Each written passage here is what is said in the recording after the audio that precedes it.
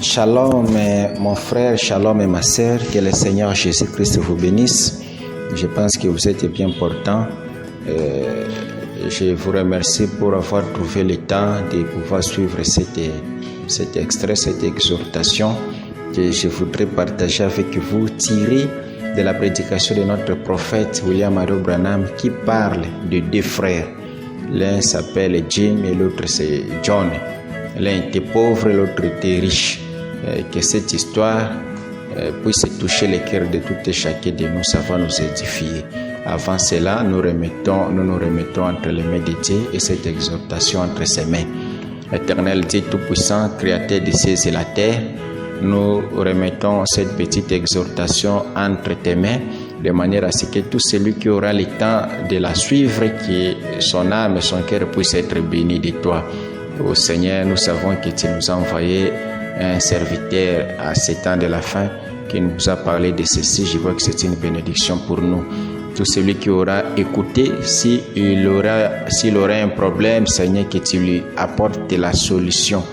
S'il serait malade, que tu lui apportes la guérison. S'il serait en difficulté, Seigneur, que tu lui apportes la délivrance, la victoire sur tout mal qui pourrait déranger sa marche chrétienne. Seigneur, fais à ce que cette exhortation puisse nous mener, puisse nous amener, puisse faire de nous des véritables chrétiens en ayant les regards fixés juste sur l'essentiel et non l'accessoire. Et l'essentiel, c'est la vie éternelle, le Saint-Esprit dans notre cœur, en comprenant l'importance d'avoir la vie éternelle dans notre cœur qui dépasse toutes les richesses que nous pouvons gagner ici sur la terre. Seigneur, bénis tout et chacun de nous. Bénis cette parole au nom du Seigneur Jésus-Christ. Amen. Je partage cette exhortation, cette histoire tirée de la prédication de notre prophète, l'unité d'un seul Dieu dans une seule église. Prêché le 21 décembre 1958. Je lis à partir du paragraphe 116 et je descends.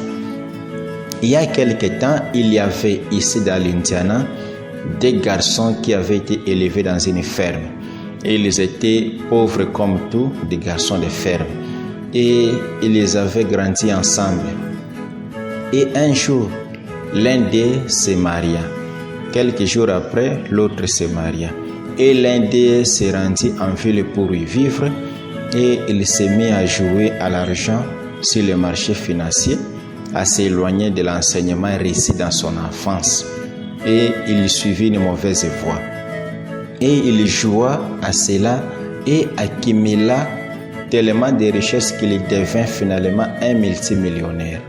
Et il déménagea à Chicago et s'installa sur l'une des routes principales et se construisit un palais.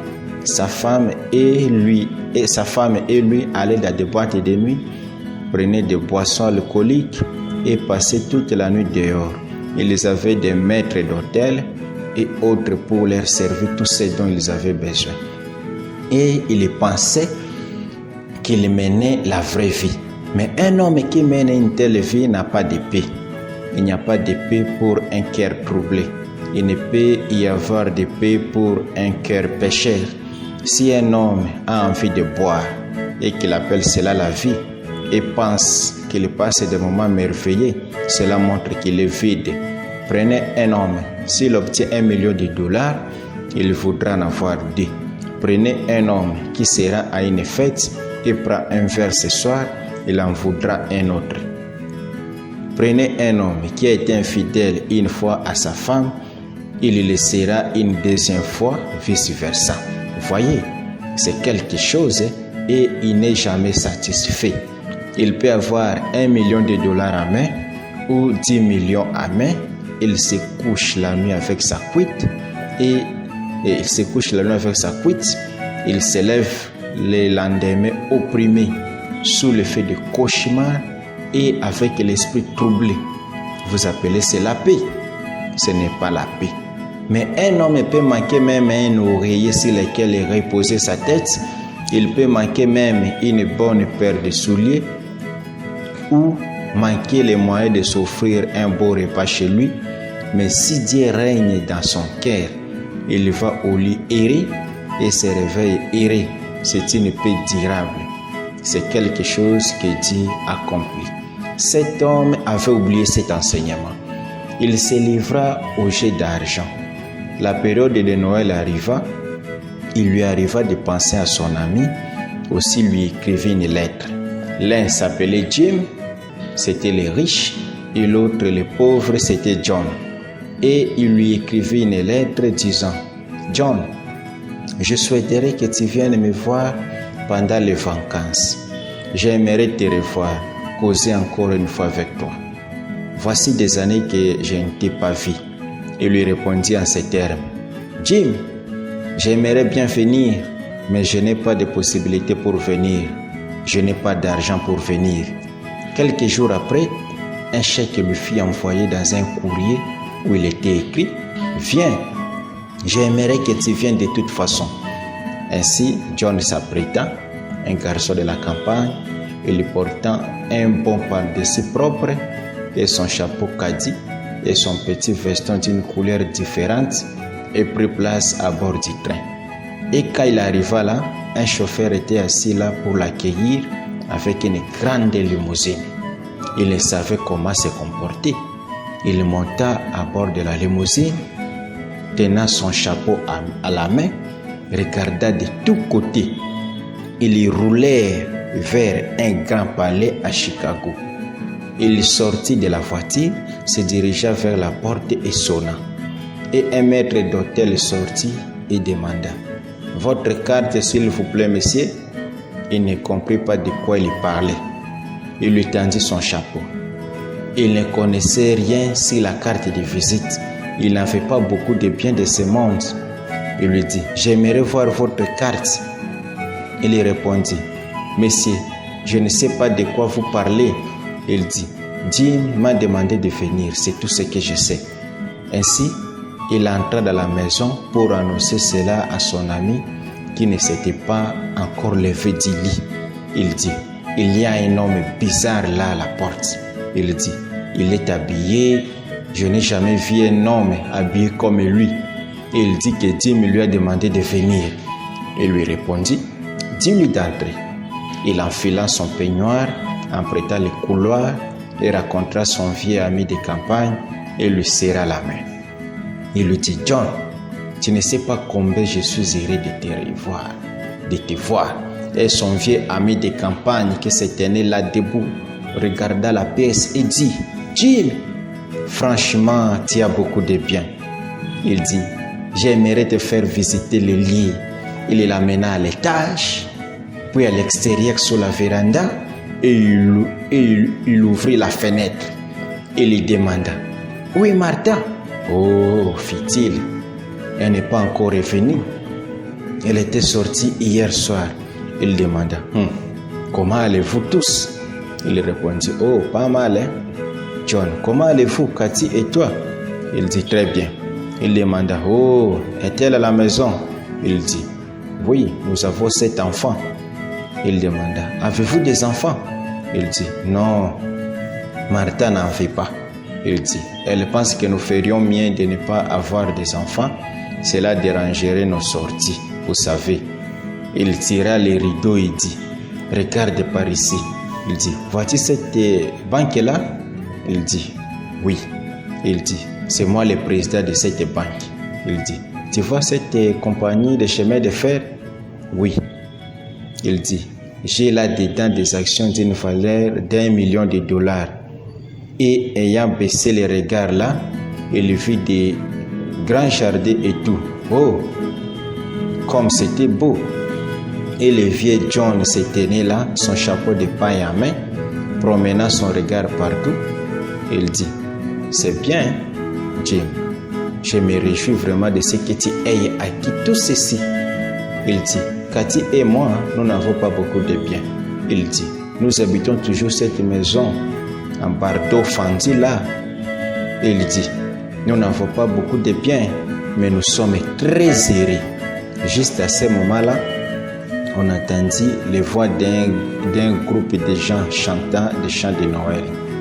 Sainte nuit, nuit silencieuse, tout est calme, tout est splendide. Autour de la jeune mère vierge, et de l'enfant. Un saint enfant, si tendre et si doux. Dim se retourna et regarda John. John leva les yeux vers Jim. Il dit, John, j'aimerais te demander quelque chose. Il dit, te souviens-tu de l'époque où nous étions des petits garçons, où nous fréquentions cette vieille église peinte en rouge, là au bord de la route, et où nous entendions ces vieilles chorales de la campagne chanter ces chansons? Il dit, oui. Il lui demanda, est-ce que tu y vas toujours? Il dit, oui, je suis toujours membre.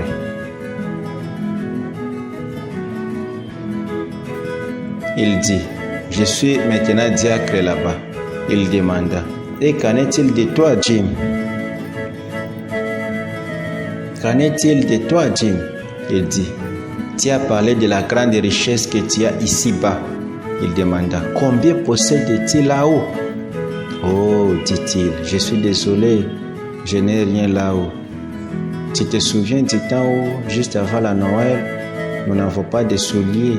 Et il dit, ce qui nous intéressait le plus, c'était d'obtenir les pétards pour la Noël. Et il dit, nous sommes allés tendre des pièges sous forme de boîtes pour attraper des lapins afin d'obtenir des pétards pour la Noël. Il dit, tu te rappelles ce matin-là, lorsque tu avais attrapé dans la boîte qui te servait de piège un gros et vieux lapin de forêt? John répondit, oui, je m'en souviens. Tu voulais te procurer des pétards et tu es allé t'en procurer et tu as partagé cela avec moi. Il dit, oui.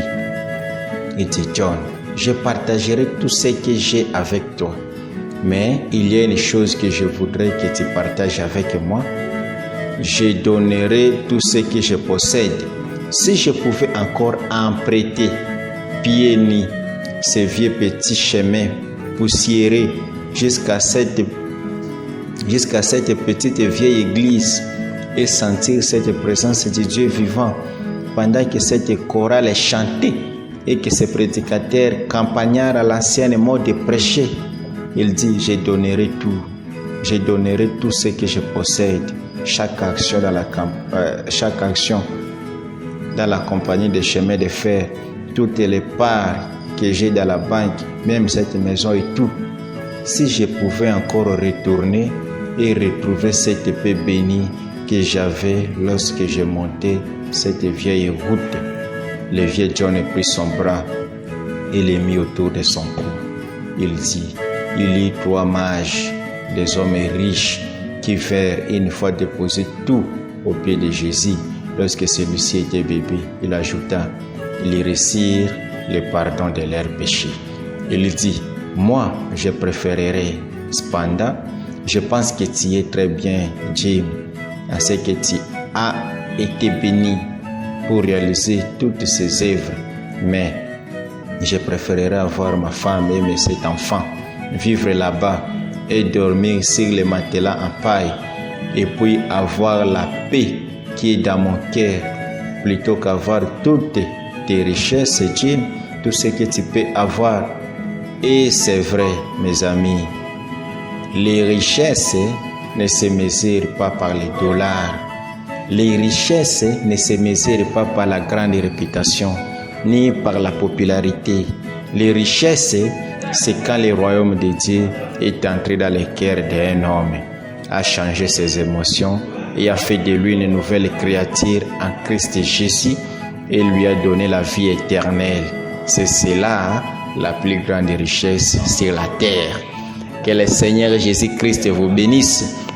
Je crois que cette petite histoire va interpeller la conscience de tout et chacun de nous, de manière à ce que nous puissions tourner nos regards vers la chose essentielle, la vie éternelle, la parole de Dieu, Jésus-Christ.